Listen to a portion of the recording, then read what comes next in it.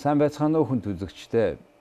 Өнөөдөр манай дефакто нэвтрүүлгийн зочноор Санта Барбарагийн Ухамсар судлалын хүрээлэнгийн ерөнхийлөгч доктор Алан Воллас гэж хүн оролцож байна.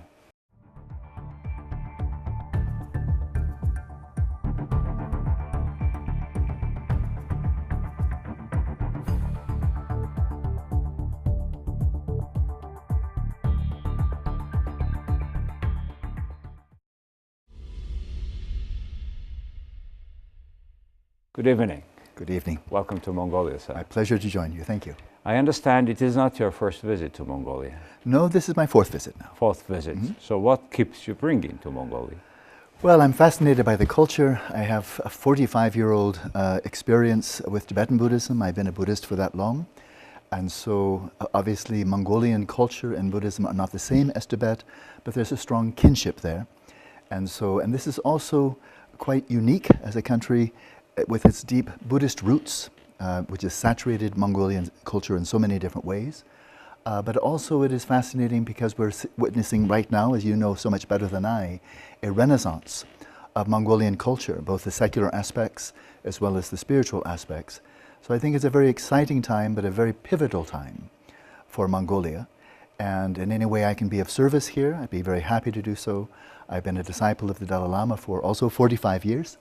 Since 1973, so yeah, 43 years. And I know that this is a country that he cares very deeply about. And as his disciple also, if I can be of any service, I'm very happy to do so. You said pivotal moment. Say again? Pivotal moment. Yes. Of Mongolian renaissance of culture. Why is that pivotal?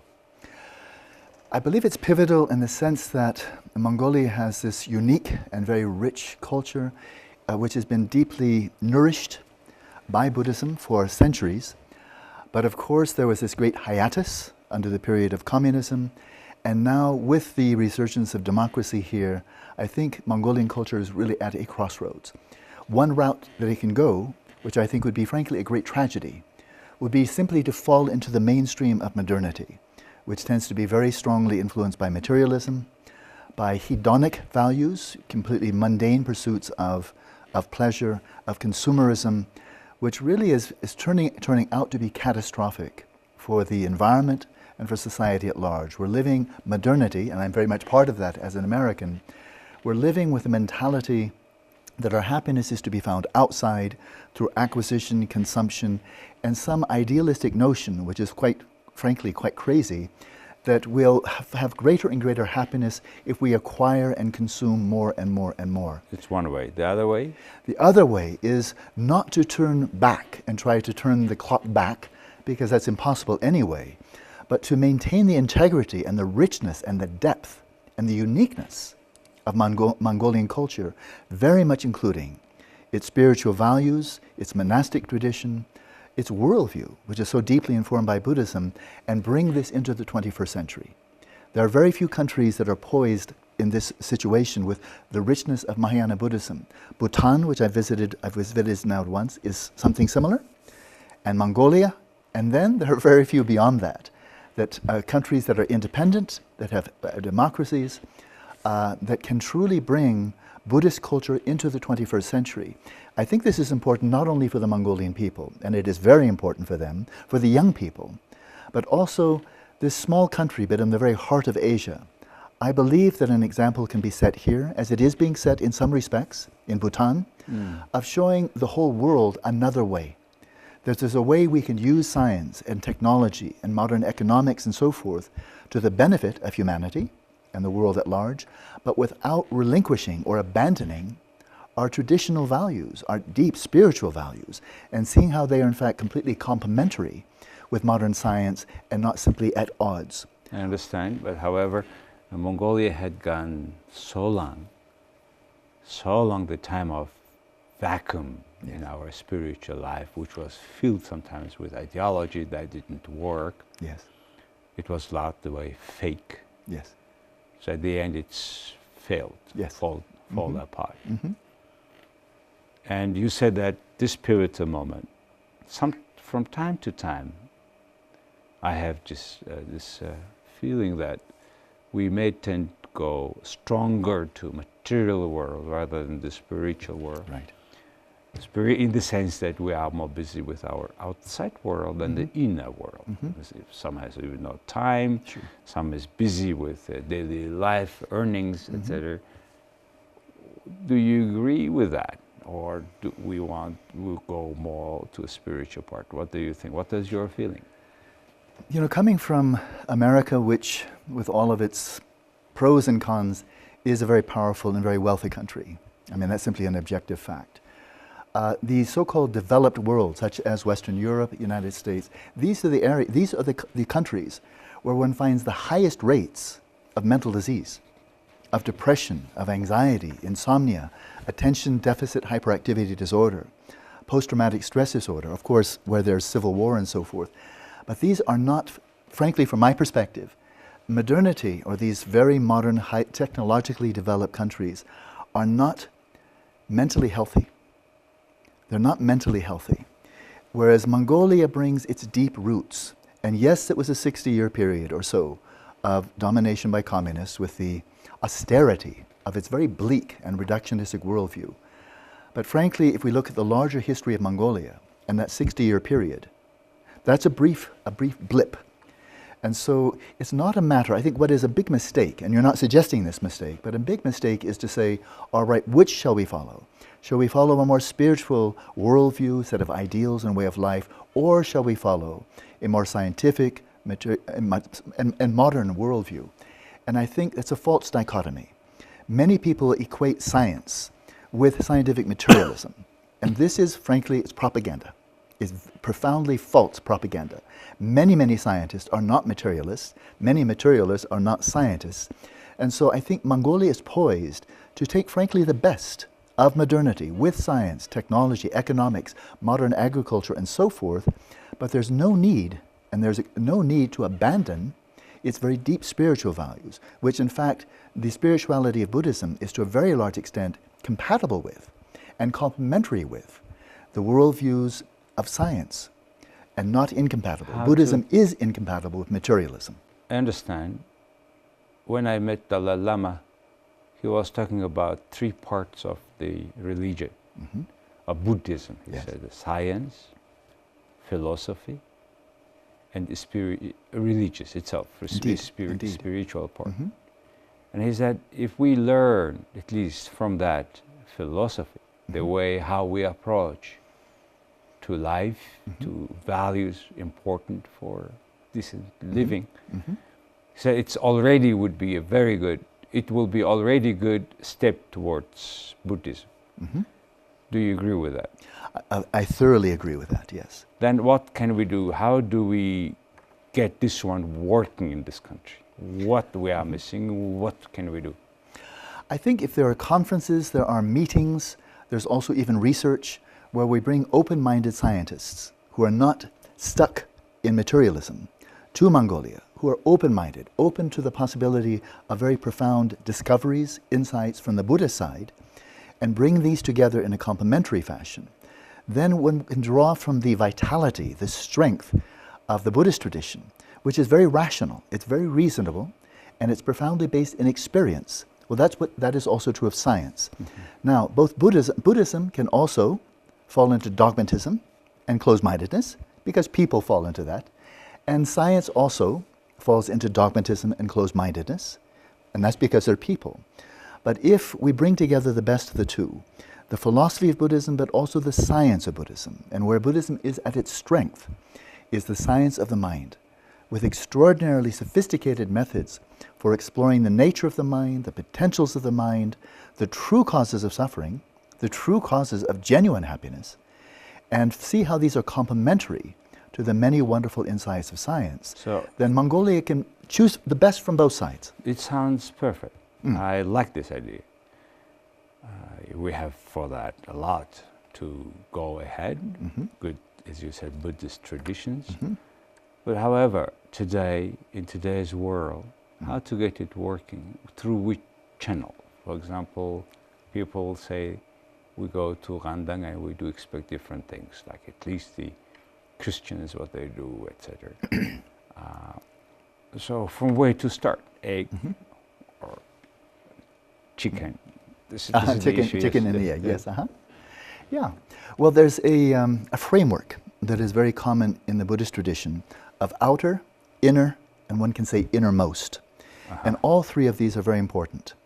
So Buddhism is not simply a religion or a science of the mind for monks, for yogis, exploring the depths of the mind. There's much more to it than that.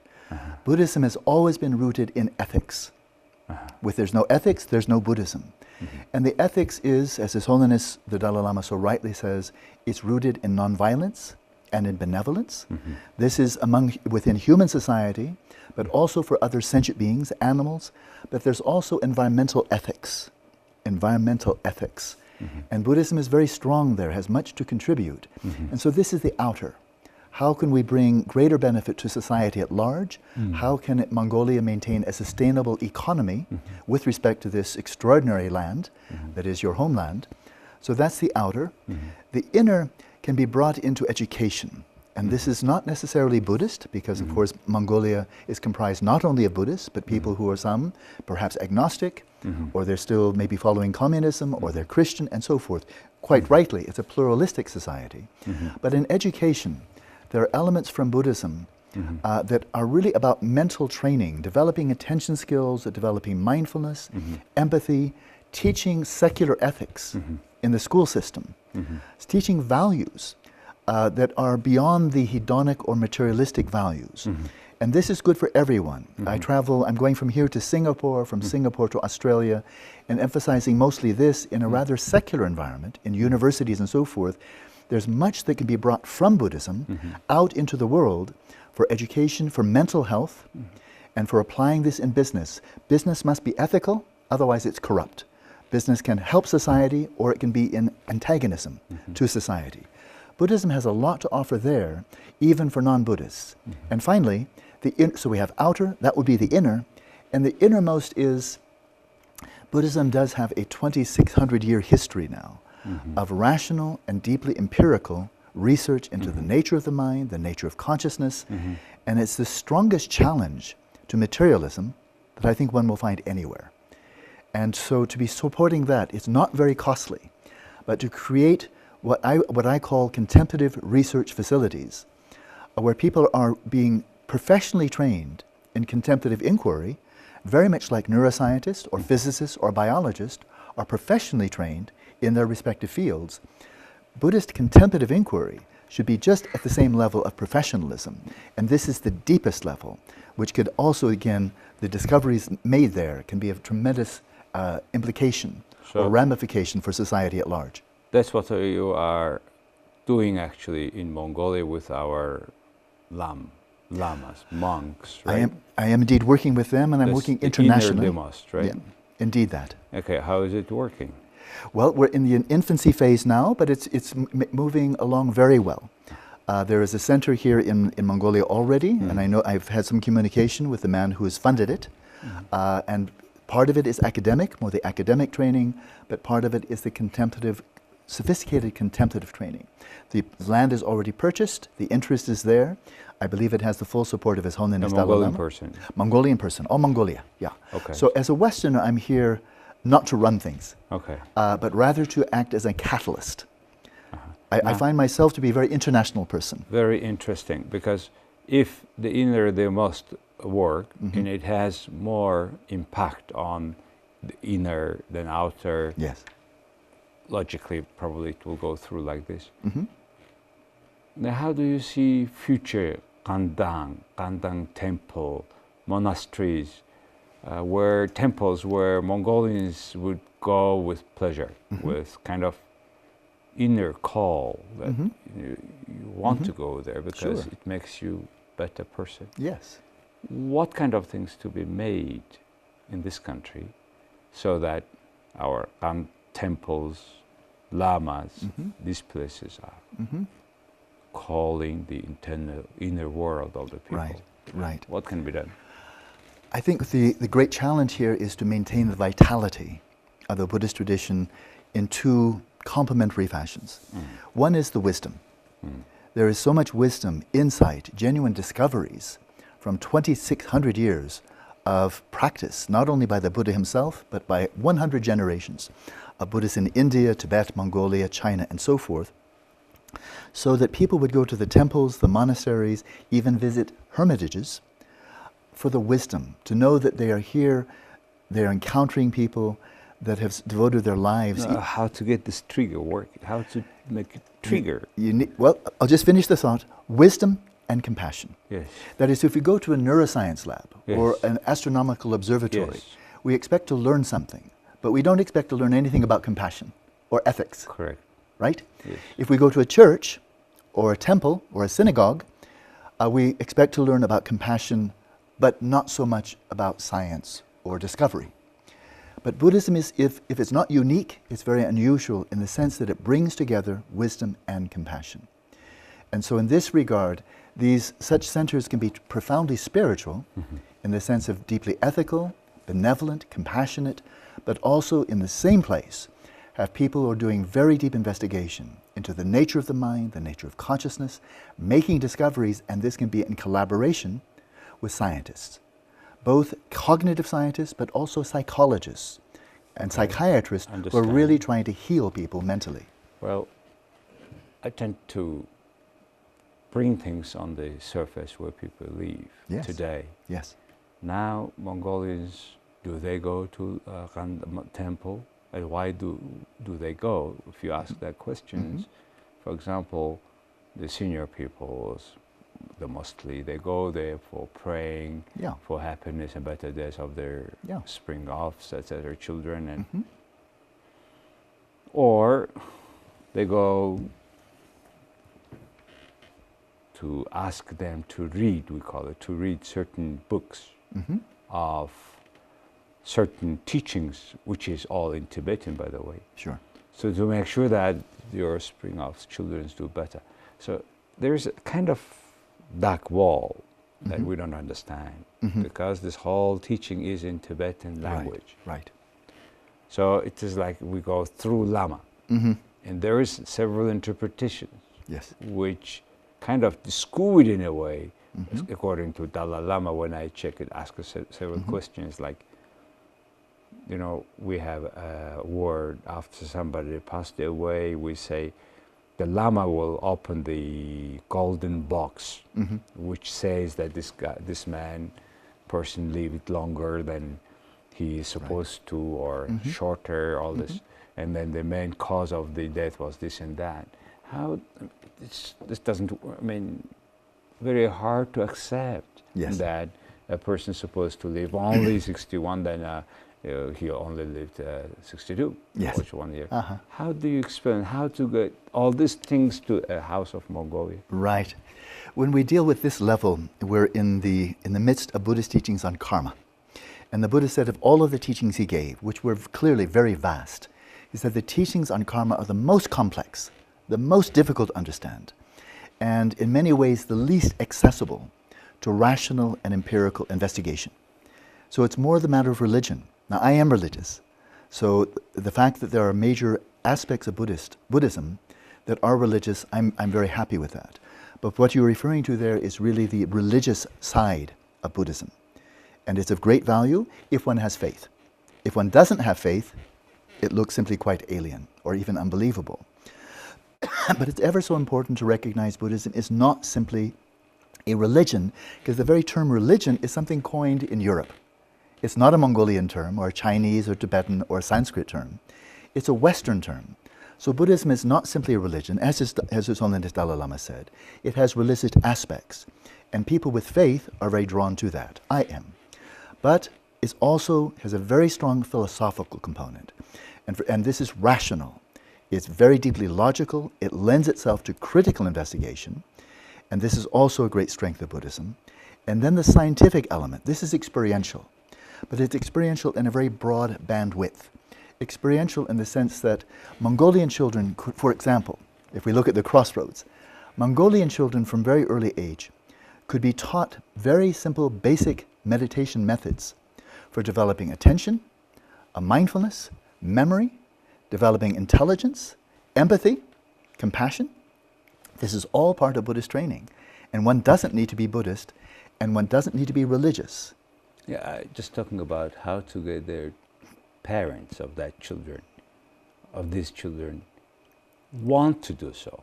How to get these values deep inside their brain that they understand, they believe that it's so important. Yeah, I think there are two ways. The roles of I'm asking either, is it to start from the individuals or it's to start from our temples? I think it should start everywhere. The temples are already there, and they have historical heritage behind them. They have a weight of history behind them. This is something wonderful. The schools tend to be new, and then there's business, and there's government, and there's the whole healthcare institutions. These are new. Buddhism has something to contribute to all of this, And so, but how to persuade parents? I think there's a very good way, very practical way. And that is if we look at the ways of developing attention, which Buddhism has very, very strongly.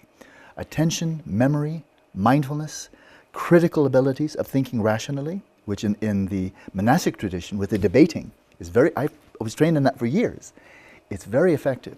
And so one approach to take with parents is if you would like your children to excel in school so they can go to college, earn higher degrees, and do very well in the world, then they should be developing these mental skills from the time they are very young.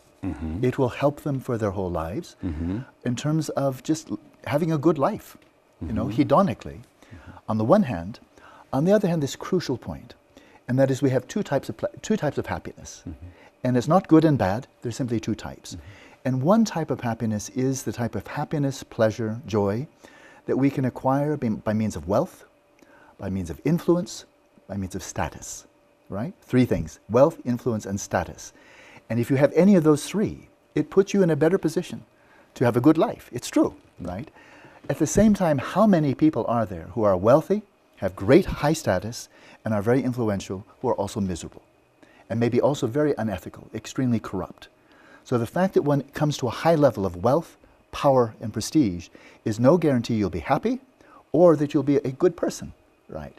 Well, parents want their children to be happy and to be good people. I mean, almost all of them. And so this is where the compassion side comes in. Children from a very early age can be taught there are two types of happiness. The type of happiness you get from outside, and there's nothing wrong with that, but there's no guarantee you'll find it. And then the happiness that comes from inside. And this is through training the heart, training the mind, cultivating compassion, cultivating ethics, and so forth. And then whether you're poor or rich, high level, low level, powerful or not very powerful, you can genuinely find happiness. So will you formulate that approach as secular ethics? Yes, it definitely fits into secular ethics. Maybe then instead of religion, all these other things, we go more secular ethics and to teach them in schools. Isn't that a faster way to get the people have more good life? Yeah. Again, I feel everything should be done. The temples have this great they have deep roots, 500 years longer in Mongolia. That's deep roots, not to be discarded. That's part of the heritage here. Yeah, this is a part of our life. Absolutely. Even communist system couldn't take away our... 60 years is a blip. Yes.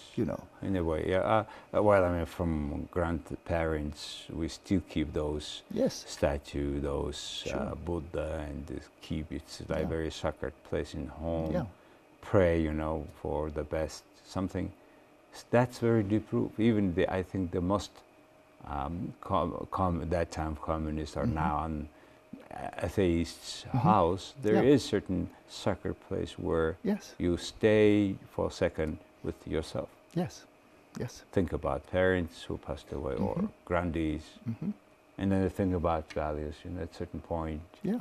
Where I am, where am I now? Exactly. What's the meaning of life? Yes. Yeah. So I think this is as you said, this root of traditions, which can be triggered into understanding by these people, particularly young people, then to do the jobs they are supposed to do with compassion, as you said. Well, that's something that I hope is going to happen in the society, and without happening that part, with our material world, looks like we are not making happiness very fast. Without Dharma, without spirituality, one may get very superficial happiness, but it always goes away. It evaporates. You said you have been with current Dalai Lama for many years, right?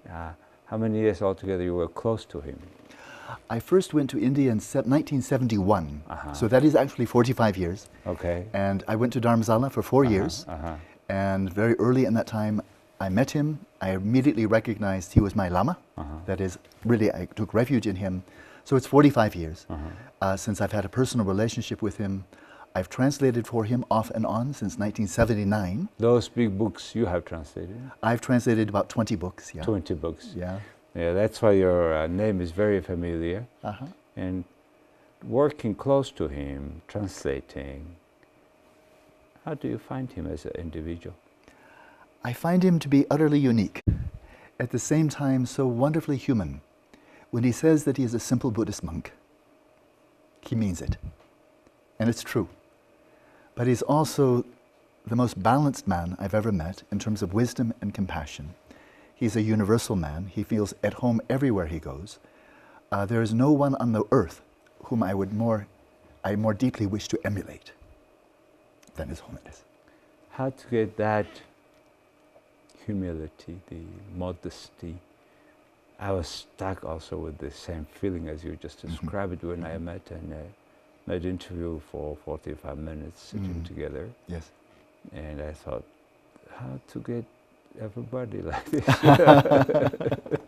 How to get people have such approach to life. Right. Compassion. Amazing. And in fact, it impacted a lot the way I live since that. So I try every time to, if I have opportunity, to share these sort of ideas, opinions like today with you, to my compatriots. Yes. And this is the way how we find also happiness, that it starts with you inside. Indeed. Rather than somebody else. Right. It is not only the world outside.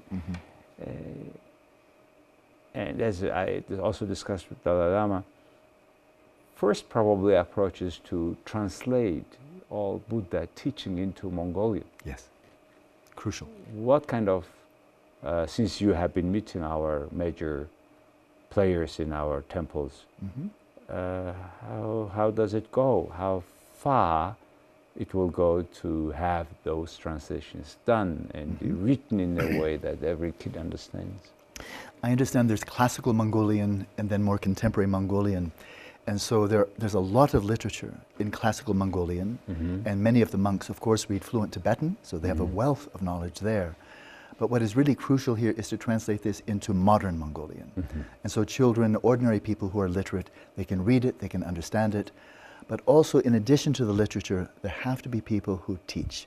For example, music. This is like really every other discipline.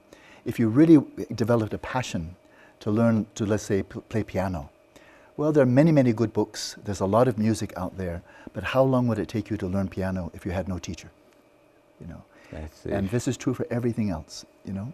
And so likewise, for learning how to train the mind, develop the mind, then the literature is very important, and have it in one's own language, in contemporary language, that it speaks to your heart and not just to your head. But also there must be teachers who speak through their experience, they can inspire.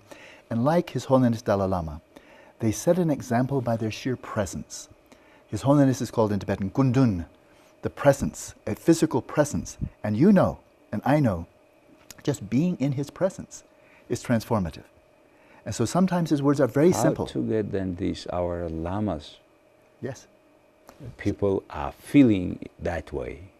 How to get these lamas to become like these persons, that where people feel their presence, they feel kind of judging themselves. Yes. How to get this done in the country? Well, His Holiness is very candid about his own spiritual practice.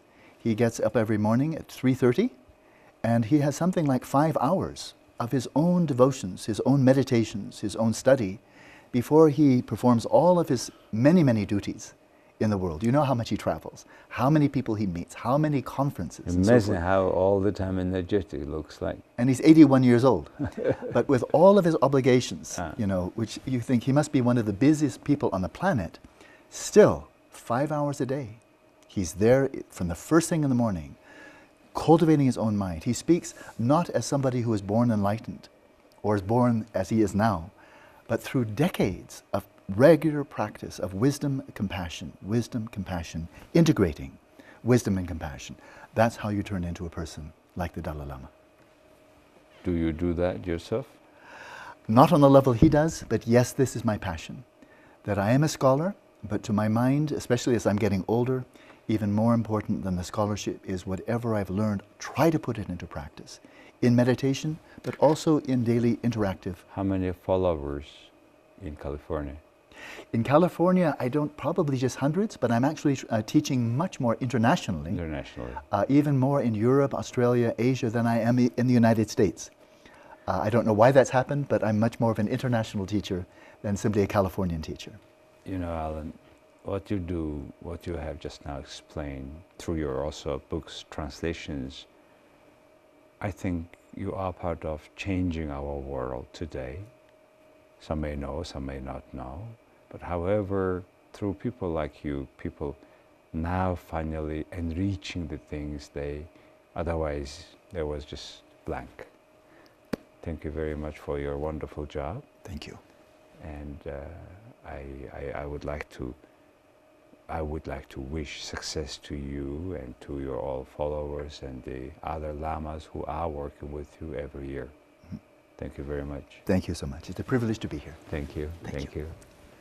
За хүн төлөгчтэй өнөөдөр манай дефакто нэвтрүүлгийн зочноор энэ Санта Барбара Ухамсар судлалын хүрээлэнгийн ерөнхийлөгч, Далай ламын орчуулагч доктор Алан Воллас оролцлоо. Их баярлалаа.